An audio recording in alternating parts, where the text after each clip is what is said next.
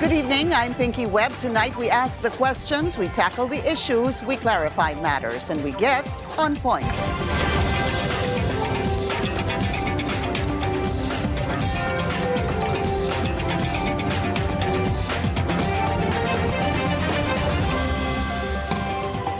The controversial remark of Vice President Sara Duterte comparing her father, former President Rodrigo Duterte, to the late Senator Ninoy Aquino elicited opposing views from her critics.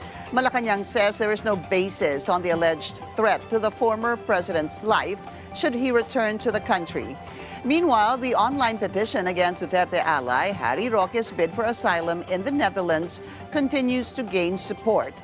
Petitioners say Roque's application should be immediately rejected as it may only be used to evade criminal proceedings. First, let's get on point with the grandson of Ninoy Aquino, Kiko Dee, and later on in the show we'll have the lead petitioner against Roque's bid for asylum, Joel Vega. Kiko, good to see you again. Hi, good evening po, Ma'am Pinky. Thank you very much for having me. It's nice to have you. So first, I just want to play that statement made by the Vice President on this supposed comparison between your lolo and former President Rodrigo Duterte. Let's listen.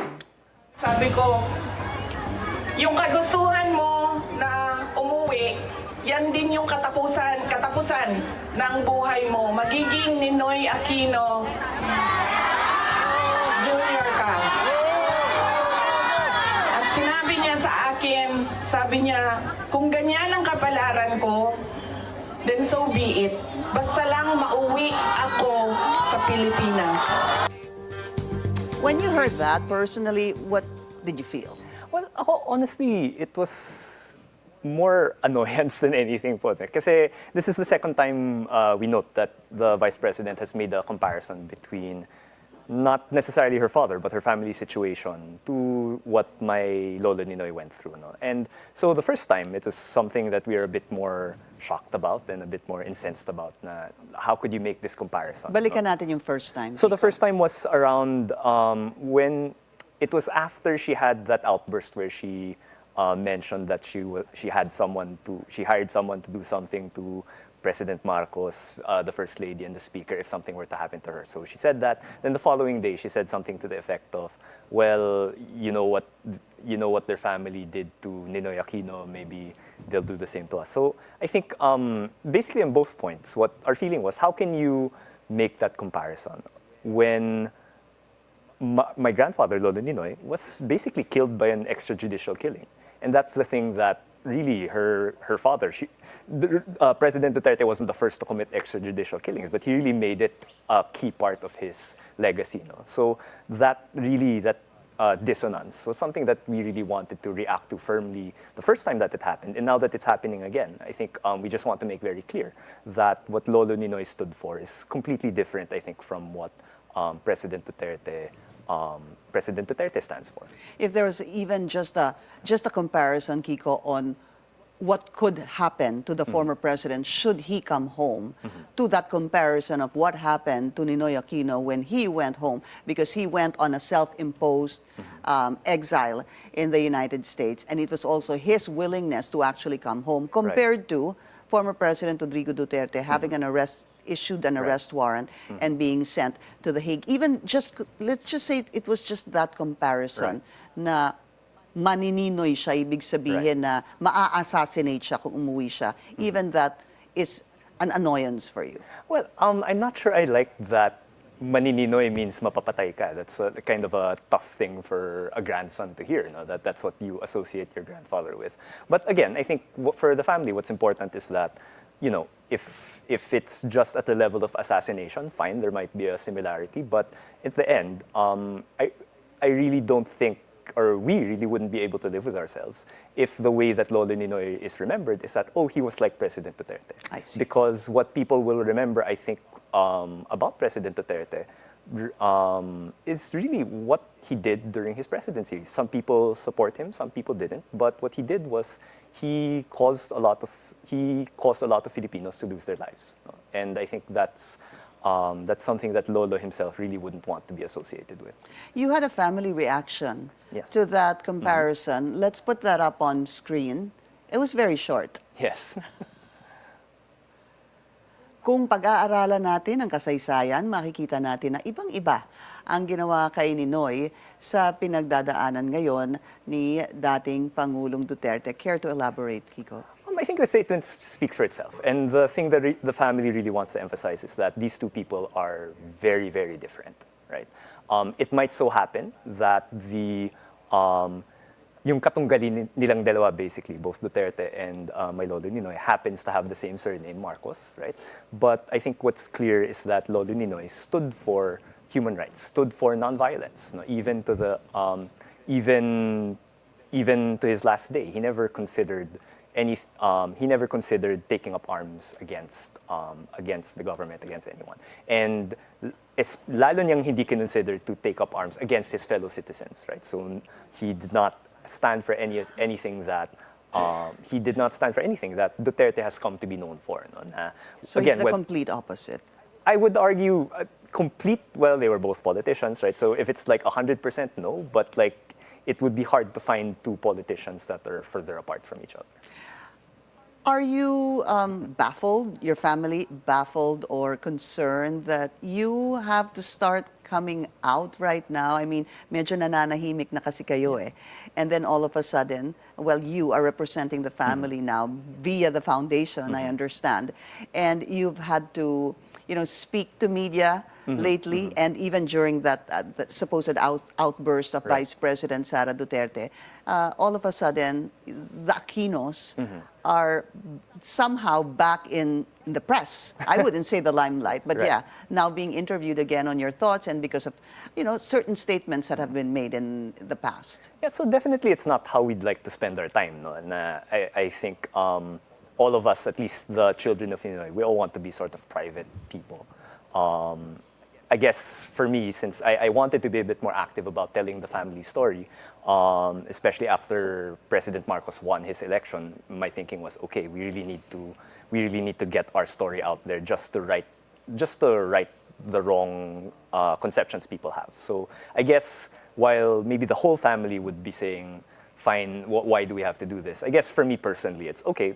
This is part and parcel of like what I want to do, which is to tell the story of Lolo Ninoy, Lola Cory, and my Tito Noy. No? So yeah, it's something we'd rather not do, and I think that's what the whole family feels. And I guess speaking for myself personally, I'm the one who asked to be taya, basically, if like something happens. So that's it's still annoying, but also par for the course, I guess, for some of the earlier decisions I've made. In this age of disinformation, how much false or fake news has your family has had to go through in the past years? Well, I think, again, I don't know the specific social media feeds of each of my family members, so I'm not sure what they see.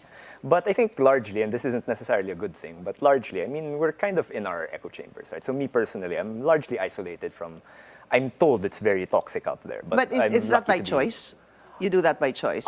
You're in your own circle? Yeah, I think it's a natural inclination of people, right? Even before social media happened, we tend to hang out with our friends. We tend to hang out with people who like us, who agree with us. And I think it's actually a bad thing that social media has amplified that tendency.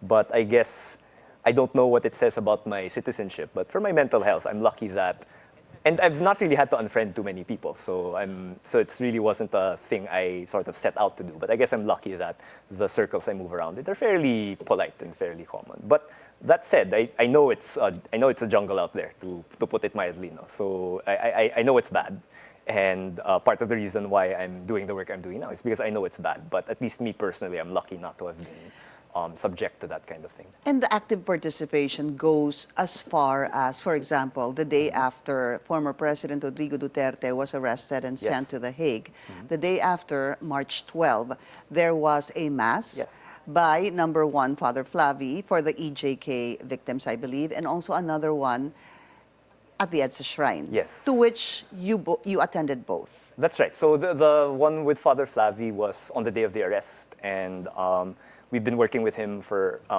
we've been working with Father Flavi for various sort of causes. And yeah, I think the day that President Duterte was arrested, it was a day that I think a lot of people on both sides of the debate, I think, didn't see coming anytime soon, right? I mean, you'd heard ICC being talked about, but given so many years of not seeing justice sort of carried out in this country, and that goes all the way back before President Duterte, I think it's just so hard for us to imagine, wow, will someone finally face the music for the things that they've done? And I think on that day, when it became clear that, okay, President Duterte might actually have to face the consequences of what happened during the 6 years of his rule, I think a lot of us felt a lot of catharsis. We wanted to be together, especially for the people who were really advocating for the victims of EJK. So that's what, that was the mass with Father Flavi. And then the following day, Father Robert also decided to have a mass because he was also quite active in opposing the human rights violations of President Duterte. He had a mass at EDSA Shrine, and I live nearby, so I also decided to spend some time there as well. What are your thoughts? Will I be able to say that you represent the family right now, or you're the spokesperson of the family right now? So I think the sort of medium that we've, I think, sort of settled on is like, if the family wants to say something as a family, right? Then we put out a statement, something like that, right? It's short, it's what we all agree on, and like we put it out on our socials, like right. That way. If it's something that requires elaboration, I think I've been given the leeway to be the one to elaborate. And definitely what goes in is not anymore like the consensus view of the family, right? Some of my views are really just mine, right? But yeah, in the case of President Duterte, while I think all of us all of us feel some level of real, it's not sympathy, but we share in basically the relief, maybe even the joy of the people who were victimized by President Duterte, and they're now sort of seeing some justice happening. So I think all of us share in that, and maybe I'm a bit louder in sharing that than the rest of my family, but we all feel for the people who really who are now getting their sort of their just rewards, I think, on both Duterte's side and on the side of his victims. And what are your expectations in the next couple of months, knowing that the next possible hearing for the former president is set on September 23 for the confirmation of the charges? Well, I think it's fair to say it's going to be a divisive time. No? President Duterte remains very popular, and I can understand some of the reasons for it, right? I remember, I have a curated social media algorithm, but even on my end, like I was able to see a story of someone who was a real supporter of President Duterte, and they said, I'm a supporter because, a drug addict sort of invaded my home, did all of these things, and I only started to feel safe again when President Duterte was president. So for me, that's something, okay, I don't agree with how you chose to solve the problem, but I can sympathize with how traumatizing that might be and wanting to do anything it takes. So I can understand that there are people on that side of the aisle who really feel for President Duterte. And while I disagree, again, with everything that President Duterte did, I can sympathize with people who feel sad that this is being done to him. But at the same time, I think justice has to be done in the same, and President Duterte, whether you support him or not, if he did these things, then a consequence has to be imposed, right? And regardless if that comes, if that has to come from the ICC, then so be it. So again, I'm looking forward to sort of justice running its course. I'm a bit nervous about the sort of the temperature of the conversation right now.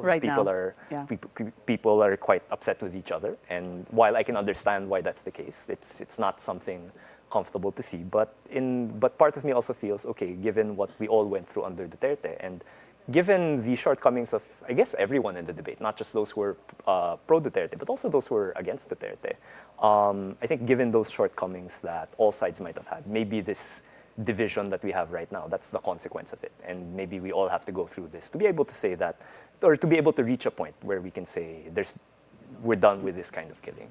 Kiko, thank you so much. Again, just for everyone, Kiko is the apo of Ninoy and former President Ninoy Aquino, the son of Viel, who is the third daughter. The third daughter. And so he speaks somehow now on behalf of the family. Kiko, good to see you again. Thank you very much. And thank you for your time. We'll speak with the lead petitioner against Roque's bid for asylum in the Netherlands, Joel Vega, when we return. Stay tuned. This is On Point.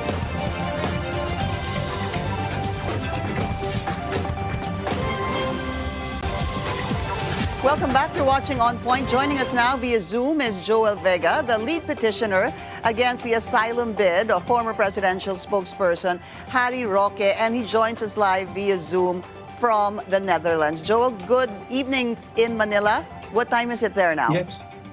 Good evening. It's around 1:45 in the afternoon. Oh, it's almost 1 in the afternoon there in the Netherlands. So, Joel, let me start with this. What pushed you to initiate this signature drive against the asylum bid of former presidential spokesperson Roque?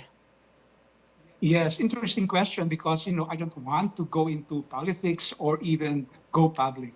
But then I realized last week that because Mr. Roque has been making statements that he had applied for asylum, I realized there's something off in this. So as a taxpayer of the Dutch government, I thought that I am entitled to use the democratic space to air my personal views. So I posted it in Facebook, knowing or expecting that maybe it would take maybe 50 of my friends to click on, and that's fine with me. But then it exploded, and I contacted 2 of my friends, and they helped me, shift the message to the platform change.org. And they are the ones who know the ins and outs of change.org because I'm not familiar with the platform.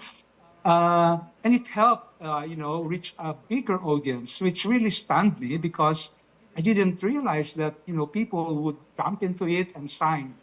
So that to me is very surprising. The main motivation is to disagree with the claims of Mr. Roque because it is, to me, at least to my opinion, a twist of what is happening in real life and based on the facts that we know, everyone knows.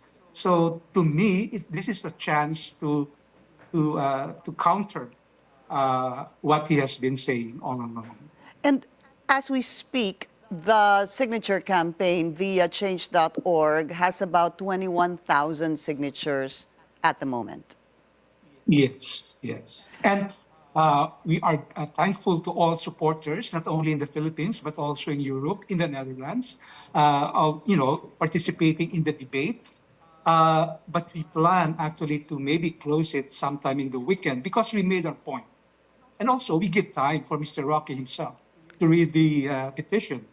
What is the value, if we would know, Joel, what is the value of that petition in change.org with about 21,000 signatures right now to the asylum application bid of the former presidential spokesperson? Another interesting question, because the IND office or immigration office here in the Netherlands don't consider, the political noise surrounding a question of asylum. But it's not also entirely correct because most of the asylum requests are politically motivated. When I applied, when I give in the information to the IND early this week, I got a note that, they're not obliged to inform me. So that means it's a hint that, they make their own due diligence work. So it's important to know that the petition may or may not be considered. Joel, apologies. There was a period there that I didn't quite understand. I hope you don't mind. You were saying that, did I catch this right, that the immigration office in the Netherlands, did you say reached out to you or you submitted some sort of, or you submitted the petition? Would that be correct? No, I filed an information last Friday, and then they replied last Monday that I should course it through a digital form, and I did that. And then there is a note attached to the digital form that they may or may not inform me of the results. I see. And that's true because the information should only be shared with the one who requested for asylum. So in this case, Mr. Roque. And you really went that far.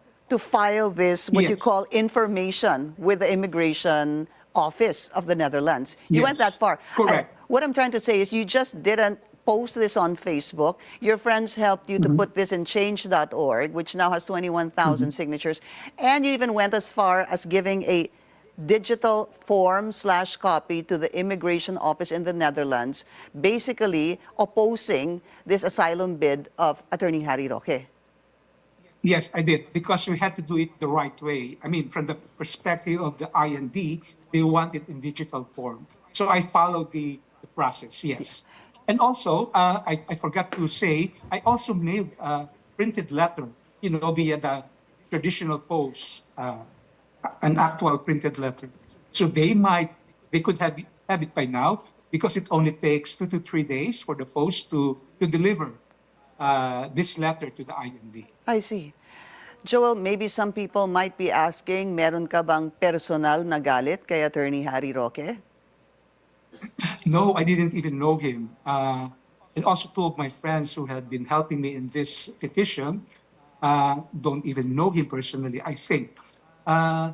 It's our motivation is to use the democratic space and also let him respond, hopefully, to these questions. And I think we all know that he has been in the Philippines before, and then all of a sudden we saw he came from Dubai and then to the Netherlands.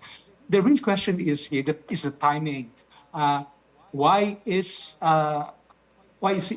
he asking for asylum at this point? And also, we know that he has evaded the congressional hearings. I think personally, if I were in his place, I would accept the challenge of the congressional hearings so that I can clear my name. But this is not happening. And if he receive asylum here in the Netherlands, maybe that wouldn't happen because he would stay here, of course. Attorney Roque is crying political persecution. That is the reason for his asylum bid in the Netherlands. There were some parts of your Facebook post that I'd like to read out, which forms part of your petition. Basically, you're saying there's no basis to accept the asylum request of Mr. Roque, as there are no well-founded reasons for his claim of political persecution in the Philippines. You went on to say that the asylum application is a deceptive strategy for him to avoid any criminal proceedings, such as current investigations or potential legal filing of charges in the Philippines in connection with Mr. Roque's alleged links to Pogo. Joel, it just makes me understand and know that you are well updated with what is happening here in the Philippines. In fact, yesterday, I was able to speak to the Prosecutor General. His name is Mr. Richard Fadulyon, and I asked him about the complaint that was filed against Mr. Roque on the qualified human trafficking, because it is going to be the prosecution that will basically say if there's enough evidence to file this in court, and if so, it could possibly also happen that if it happens, that a trial court will issue an arrest warrant. So basically what you're saying right now is that what? He's evading that possible or escaping that possible scenario? Yes, and I maintain my statements in the Facebook post and also in the petition, because at least in my opinion, in my perspective, there is a pattern of evasion. And that's what maybe pulled in the signatures, because they share my thoughts and concerns.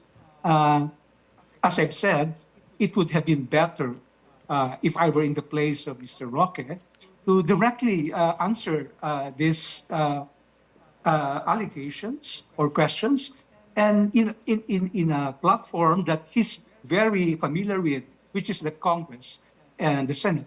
And he is a former congressman, so he knows how to deal with it. He's an international lawyer. He knows law much more than me, so he can easily answer these charges. My main concern is this, Pinky, is that in the Netherlands, there is an economic component to an asylum offer. And we as taxpayers also, contribute to that amount.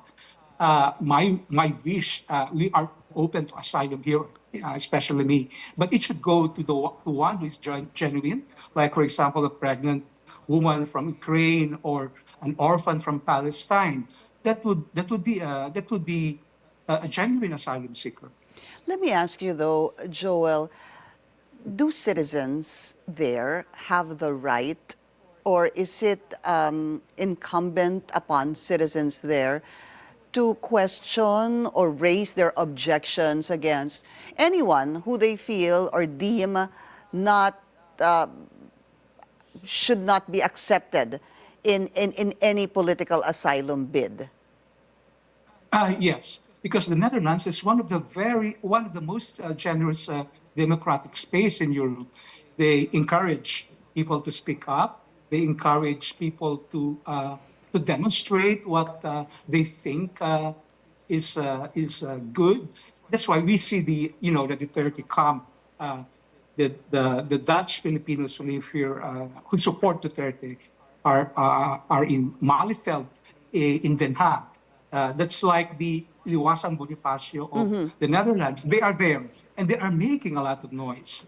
And also maybe I could add, that's one of the reasons why I was prompted, I was triggered to speak up, because I thought no one seems to be speaking from the liberal democratic forces, and I thought maybe I should pick up the slack, maybe I should do it myself, because kung maghihintayan tayo, walang kikibo. Hindi ka naman kinakabahan, Joel, dahil nga sa mga tao din dyan who support the former president, and here you are basically saying that Harry Roque should not be here. Well, there are also substantial numbers of, who are calling or giving support to the former president and to Harry Roque. And it's only through this petition that I realized that there are also voices like me. So what we see now is a replication or a repeat of what we've seen in the social media sphere, and also what is happening in the Philippines. So that's a bit sad. But polarization is inherent in democracies. And for me, what is my priority is to ask the right questions and also criticize, the views that has been floating around. Unfortunately, Pinky, I haven't heard, a valid argument from the Duterte camps. In fact, my Facebook feed now is swamped, with aggressive comments from the Duterte camp. I didn't erase them or delete them because I know everyone should see what is being, put out in social media. What was, if you could share, what was the worst comment that was said on your social media account? Yes, fortunately, it wasn't as bad as in 2016, I should say. Because in 2016, there were even threats of, we will follow you and we will, kill you, whatever. So that was maybe my preparation in 2016, which is more than 7 years now. The last 2 days, the threats were a bit milder. They were just saying, "Oh, you bastard," or 4-letter words. And so my friends, two of my friends who helped me, "Okay, Joel, prepare for that. You know how this works." I said, "Okay, I'll try." So marami pong banta and mura. So yeah, as a human being, of course, you get intimidated, and you woke up one morning. I woke up on Monday, I think, with my feed, crawling with hate messages. So it is sad because it's like a lot of noise, and no one seems to be winning, in the noise. So I try to make it, neutral, try to make it more rational. As a last question, Joel, would you know the process by which this application is going to proceed? Would there be a particular time frame by which a decision will be rendered on a particular asylum the bid of Attorney Harry Roque? Yeah, from what I read from previous news articles on asylum requests, It used to be 6-month wait, but they changed it to 9 months, and I think it's now like a year. The problem here in the Netherlands is that there are so many asylum claims, and ang haba po ng pila. So there is a backlog. It will take time. According to Mr. Roque himself, as soon as the Dutch IND receives his copy, he cannot be repatriated or returned to the Philippines, be extradited. I'm not sure about that because I'm not a lawyer. I think the lawyers would know how that works. So maybe the longest scenario could take a year, or maybe it could take less than a year. I'm not sure. Joel, I'd like to thank you again for joining me this evening, Mr. Joel Vega. Take care of yourself. Thank you very much, Pinky. And that's On Point. Join us again tomorrow, 7:30 p.m. here on BNC, the Billionario News Channel. I'm Pinky Webb. Thank you for watching.